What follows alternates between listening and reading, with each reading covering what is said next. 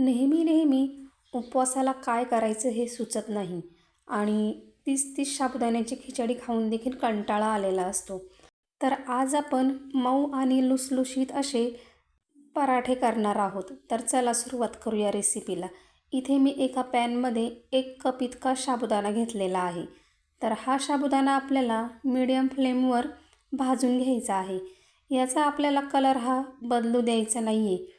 तर छान असा फुलेपर्यंत आपल्याला साबुदाणा हा भाजून घ्यायचा आहे. साबुदाणा भाजल्यानंतर पाव कप इतकी भगर टाकूया.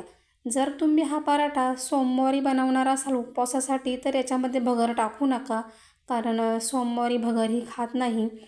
भगर नाही टाकली तरीही चालेल, फक्त साबुदाणाच तुम्ही भाजून घ्या. तर आता भगरीचा थोडासा कलर हा चेंज झालेला आहे आणि भगर देखील छान भाजलेली आहे. आता आपण हे एका भांड्यामध्ये काढून घेऊया आणि आपल्याला हे थंड होऊ द्यायचं आहे. थंड झाल्यानंतरच आपल्याला हे मिक्सरला फिरवून घ्यायचं आहे, म्हणजे छान असं पीठ हे तयार होतं. आता साबुदाणे थंड होईपर्यंत आपण चटणी बनवून घेऊया. तर मिक्सरच्या भांड्यामध्ये मी इथे थोडंसं खोबरं घेतलेलं आहे, भाजलेले शेंगदाणे घेतलेले आहे, थोडं जिरं टाकायचं, थोडं मीठ टाकायचं, 4 हिरव्या मिरच्या टाकायच्या, 2 चमचे इतकं दही टाकलेलं आहे, पाव चमचा इतकी साखर टाकायची. तुम्ही जर उपवासाला कोथिंबीर खात असाल तर ती देखील टाकू शकता आणि याच्यामध्ये पाणी टाकून आपल्याला हे मिक्सरला फिरवून घ्यायचं आहे. तर छान अशी आपली चटणी ही तयार झालेली आहे. तुम्हाला याच्यावर जर तडका द्यायचा असेल तर तेलामध्ये जिरे, सुकलेल्या लाल मिरच्या टाकून देखील तुम्ही याला तडका देऊ शकता किंवा अशीच खाल्ली तरी देखील छान लागते.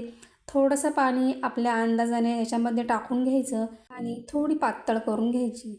तर छान अशी आपली 5च मिनटामध्ये ही चटणी तयार झालेली आहे आणि खायला देखील खूप छान लागते. तर आता आपण हे साबुदाणे मिक्सरमध्ये फिरवून घेतलेले आहे आणि हे पीठ आपल्याला चाळून घ्यायचे आहे. माझ्या चॅनलवर नेहमीच वेगवेगळ्या पद्धतीच्या रेसिपी असतात, तर तुम्ही त्या देखील नक्की बघा. आता आपल्याला याच्यामध्ये 2 मध्यम आकाराचे उकडलेले बटाटे किसून घ्यायचे आहे.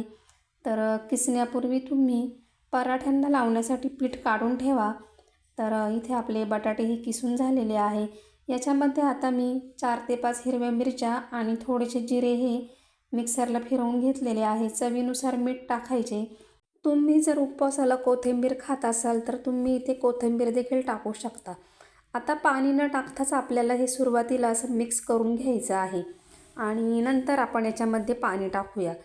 तर आता तुम्ही बघू शकता इथे आपल्याला थोडी पाण्याची गरज आहे आणि आता आपण याच्यामध्ये थोडं थोडं करून पाणी टाकायचं आहे आणि नंतरच आपल्याला याचा गोळा करायचा आहे. तर आपण जसं पोळ्यांसाठीचं रोजचं पीठ मळतो त्याच्यापेक्षा थोडंसं घट्ट मळायचं आहे.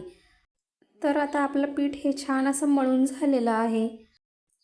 आता आपल्याला ह्या पिठावर झाकण ठेवायचं आहे आणि हे पीठ 10 मिनिटांसाठी असंच भिजू द्यायचं आहे. तर आता 10 मिनिटांनंतर आपलं पीठ हे छान तयार झालेलं आहे आणि जर तुम्हाला खूपच घट्ट वाटत असेल तर तुम्ही थोडंसं पाणी टाकून पुन्हा मळून घ्या. आता याच्यावर आपल्याला थोडंसं तेल किंवा तूप टाकून एकदा हे पीठ छान असं मळून घेऊया.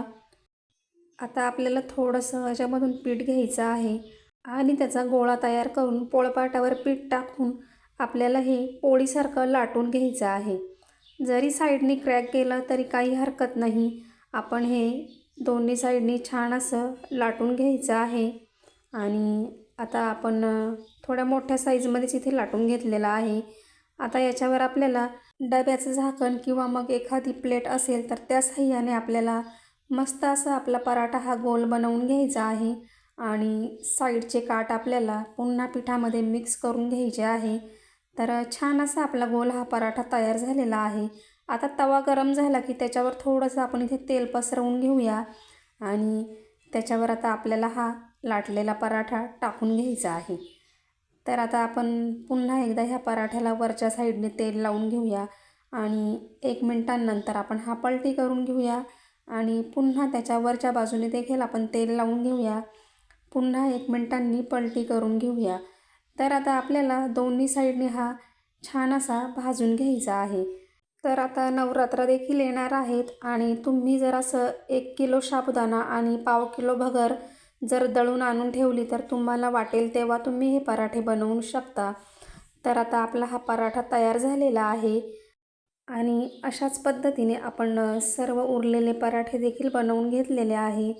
तर खूप छान असे मऊ लुसलुशीत पराठे हे तयार झालेले आहे. तर दिवसभर देखील हे असेच मऊ राहतात आणि मस्त अशी आपली चटणी देखील तयार आहे. तुम्हाला जर ही रेसिपी आवडली असेल तर लाईक करा, कमेंट करा, चॅनलला सबस्क्राईब करा. धन्यवाद.